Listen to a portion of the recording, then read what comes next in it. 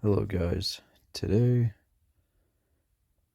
I actually turned down the audio for Clash of Clans completely off. That way it wouldn't be interrupted or you wouldn't hear the Sneaky Goblins. But today I'm going to show you how to use Sneaky Goblins effectively.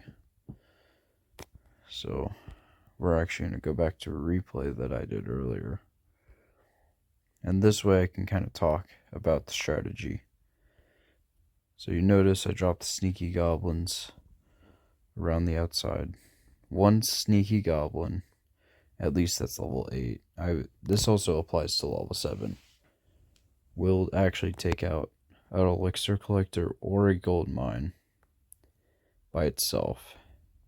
If a storage is inside the base like this, how it is right here, you generally need 4 Sneaky Goblins.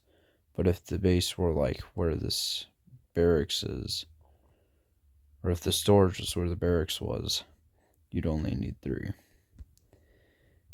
And so, usually you use Sneaky Goblins on all the outside collectors. And then, on the inside, or to get to the inside, you use Super Wallbreakers, because they will always explode to get into the base. So into compartments like this. And then with haste spells, with a combination of haste, jump, or earthquakes, but those take up more space, you can actually get into the base.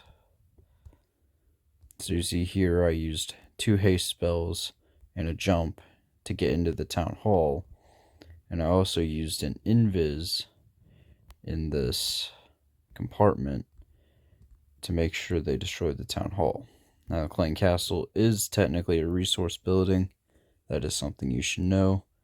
This right here is just something I did to get extra percent. So I could get 2 stars or extra bonus percent trophies, With the invis spells, you have to be careful because they will make anything in the range invisible. So this Inferno Tower, for example, would become invisible if I place the invis over it. So if you place it over the town hall, it would become invisible. Now I'll actually show a live attack.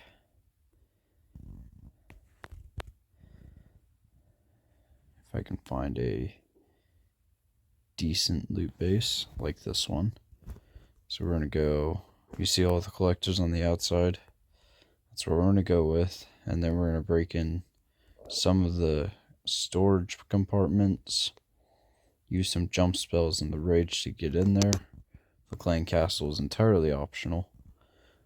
If you want to use it, you can.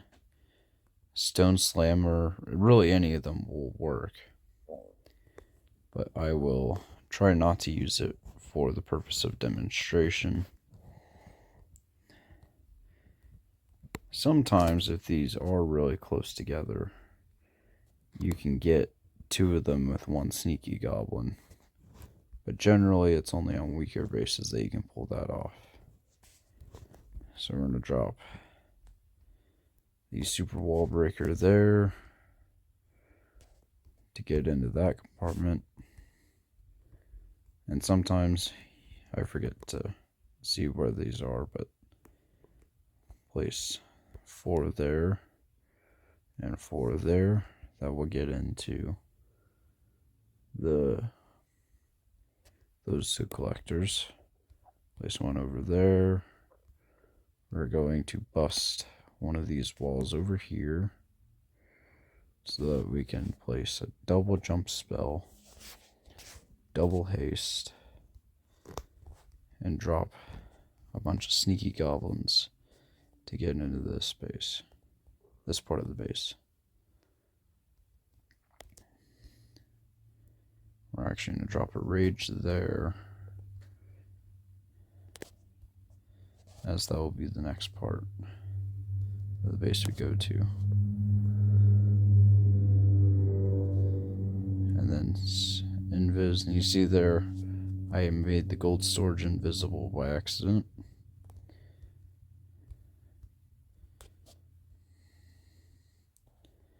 We're going to invis those, they'll get the gold storage. You have to be wary of the tornado trap, because that tends to be a problem with these Sneaky Goblins. If you have the Grand Warden, something else you can do is you can actually make the Sneaky Goblins invincible. Which this is a tough base to get with all of them, so I'm going to use the log launcher so that I can get the rest of it.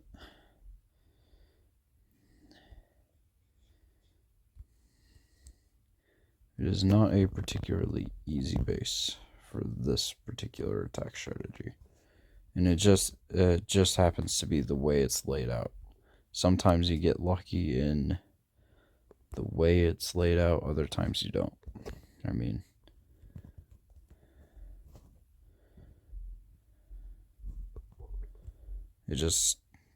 sometimes you don't get luck of the pot. It really is the case. But at the end of the day, even if it's a defeat, which by 1%, I still get almost double the elixir I spent. And then, even then, like all this army cost me 184,000 train, and I got almost 8 times that.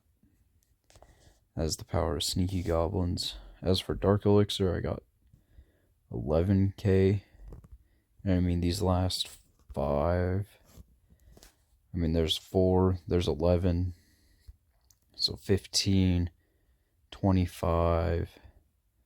That's almost like 45,000 Dark Elixir. 4, 5 attacks. And there's still another 2 days now for the Sneaky Goblins that I can use. So, Sneaky Goblins are really good. This is the tutorial of relatively how to use them.